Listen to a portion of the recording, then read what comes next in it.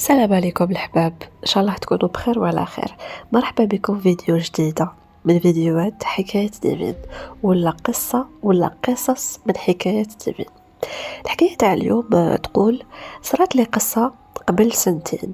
نخدم تاجر في الصحراء، وعندي سيارة تاعي نروح بها ونجي منذ سنوات، والحمد لله عادي، يعني الأمور ميسرة. أنا إنسان نقرأ الأذكار تاعي صباح والعشية ويوميا، واللي حافظ عليهم ما يصرالو والو إلا بقدرة الله. وإياكم خوتي تقولوا هذه الأمور خرافات، وما كاش حاجة اسمها خرافة. كاين آية قرآنية تقول: بعد بسم الله الرحمن الرحيم: ومنا الصالحون ومنا دون ذلك كنا طرائق قددا. انت قادر تتلاقى بشخص ما تعرفوش وتلقى فيه الخير، وقادر تتلاقى بشخص آخر ما يسواش وبالك يحاول يقتلك. أيضا الجن فيهم الصالح وفيهم المؤذي.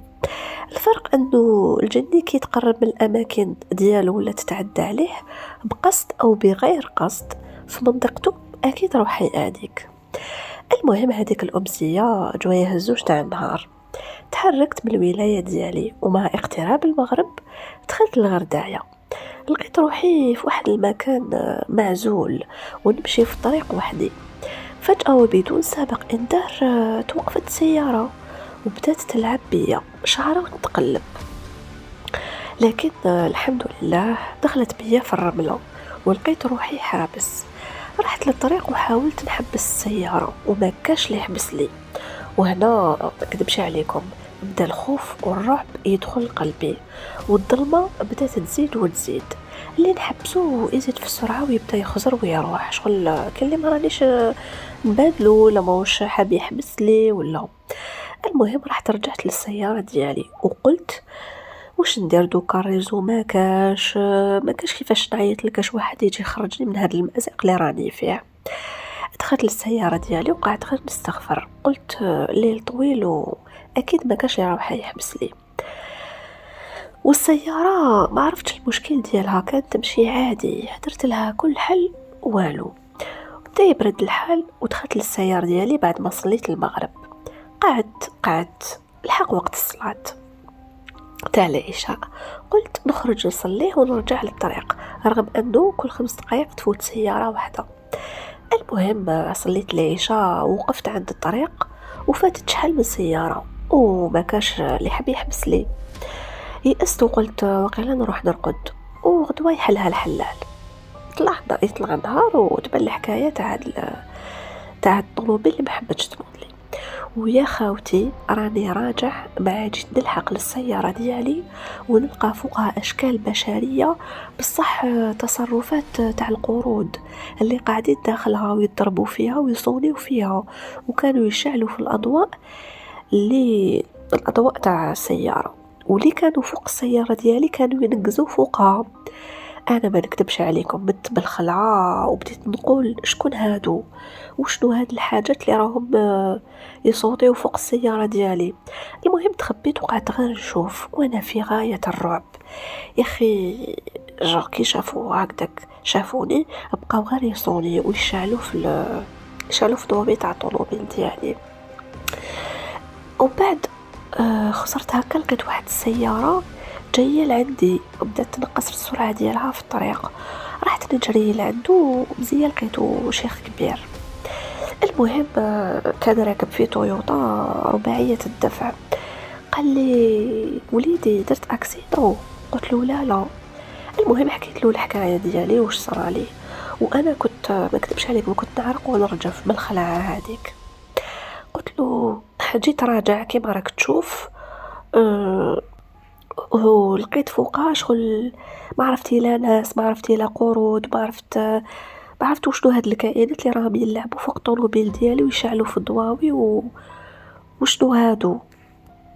قال لي ايه كمل حكي كمل. شغل بقى غير يسمع فيا هذاك الشيخ الكبير. قلت له وقيل هادوك الجنونة. قال لي اكيد يا وليدي، البلاصه هذه راهي معزوله بزاف. قال لي اطلع تشوف معايا. انا قلت له وين رانا رايحين في هذا الوقت وراني حنطلع معاك، انا خفت. قال لي اطلع نسناو شويه وبعد ساعه. قلت له ما نكذبش عليك، ربي يرسلك ليا وربي يعطيك الخير. بغيت غير ندعيلو من هذاك ما كنتش دايره في بالي كاع بلي راه حيجي انسان اللي راح يخرجني من هذيك الخوف والخلعه اللي كنت نشوف فيها بين عينيا. سقساني قال لي ما صرالك والو ياك، ما دارولك والو. قال لي خلاص اشرب شويه اتاي وكل حبات تمر هكذا باش يتنحى لك شويه هذاك الخوف هذاك، بالك يكون حبط لك السكر ولا. المهم قعدنا واحد هكذاك نص ساعه هكذاك حتى اختفت الاضواء من السياره ديالي وطفات. قال لي راهم راحوا وخرج وطلع فوق السياره ديالي وبدا يأذن بأعلى صوته. وبعدها قال لي اعطيني المفتاح تاع السياره ديالك. قلت له ما راهوش عندي، راهو في السياره، راه خليته لتما. قال لي هيا معايا ورحنا بشويه هكذا. المهم الشيخ هذاك قرأ آية الكرسي وبدا يقرأ في سورة البقرة، الأوائل تاع سورة البقرة، وصوته ما نكذبش عليكم كان هايل الله يبارك. وقال لي اطلع. قلت له كيفاش راني حنطلع وطوموبيل حبست لي في نص الطريق؟ قلت له كانت لاباس بها وحبست لي في نص الطريق بلا ما بدون سابق انذار وانا ما على باليش واش بيها. المهم قال لي قلت لك اطلع، وبدا يقرا في القران 5 دقائق سبحان الله ناضت. المهم تحرك بها الطوموبيل ديالي وسقمها للطريق، خرجها كما قلت لكم كانت في الرمله، خرجها للطريق. قال لي المهم انا راني طالع للسياره ديالي والدايه تبعني بشويه. قال لي كي نبعدوا على هاد البلاصه هذه بواحد 30 كيلومتر لتما راني حنزيد في السرعه ونروح. المهم انا تبعته، كي وصلنا المسافه المحدده حبس ورحت عنده. قال لي اسمع البلاصه هذيك تاع مقبل راهي معمره بالجن، راهم كانوا قبيله كبيره. قال لي لدرجه انه هما داروها بيك وحبسوا لك السياره ديالك بيسك كنت وحدك واغتنموا الفرصه هذه كي كنت وحدك حبسوا لك السياره ديالك. ويا سبحان الله يا خاوتي ريحه المسك كانت دايره حاله تخرج من السياره ديالو ومنه ما على باليش علاه. المهم هذاك الشيخ الكبير قال لي انا كي كنت نأذن درت حاجب بيناتنا وبينهم، يعني بين الجن وبيناتنا، يعني ما تزيدش تجي وحدك، واذا صلحت لك مرات يجيك نهار وين راك حطيح في يدهم حذاري وتهلا في روحك. المهم هذاك الشيخ الكبير تيمارا وراح قدامي في الطريق، انا نشوف فيه حتى نشوف السياره اختفت من قدام عيني كانه شغل كانت لهنا وراحت شغل دخان، ولا بالك تكون دخلت في بعد اخر ولا بالك. المهم انا ما فهمتش كيفاش طارت هذيك السياره. المهم انا كملت زارب حتى وصلت للمنطقه اللي كنت قاصدها ورجعت ما نروحش وحدي كامل كي بلاصي هكا من ولايه لولايه. ولحد الان ما نكذبش عليكم ما نقدرش نستوعب واش صرالي وشنو هذوك الكائنات اللي كانوا فوق السياره ديالي، ما على باليش. شخصيا الحكايه شويه بيزار، لكن يصراو هاد القصص هادوما ولا هاد الاشياء هادوما يصراو في الصحراء. معروفه الصحراء باللي عندها ناس كيما نقولوا حنا. المهم كانت هذه الحكايه تاع اليوم ولا القصه تاع اليوم الواقعيه اكيد اللي صارت للشخص من ولايه من الولايات الجزائريه.